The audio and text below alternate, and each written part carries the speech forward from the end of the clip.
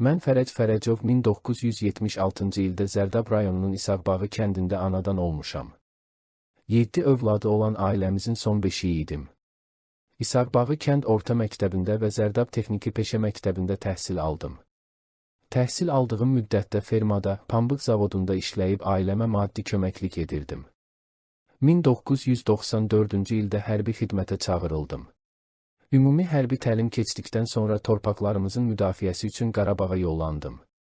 Qardaşım Knyaz da Qarabağ müharibəsində Füzuli rayonunda döyüşürdü, Qubadlı, Laçın rayonlarının müdafiəsində iştirak etmişdir. Mən minaatan taborun tərkibində Tərtər rayonunda düşmənə qarşı döyüşməyə başladım. 94-cü ilin aprel ayında ilk döyüşümdə minaatan ilə düşmənin 2 tankını, bir neçə atəş nöqtəsini, xeyli canlı qüvvələrini məhv etdik. Növbəti gün Seysulan kəndi istiqamətində hücum edən ermənilərin qarşısını aldıq, onları geri oturtduq. 94-cü ilin may ayında düşmən Seysulan istiqamətində daha böyük qüvvə ilə hücuma keçdi. Taborumuz düşmənə qarşı qəhrəmanlıqla döyüşdü.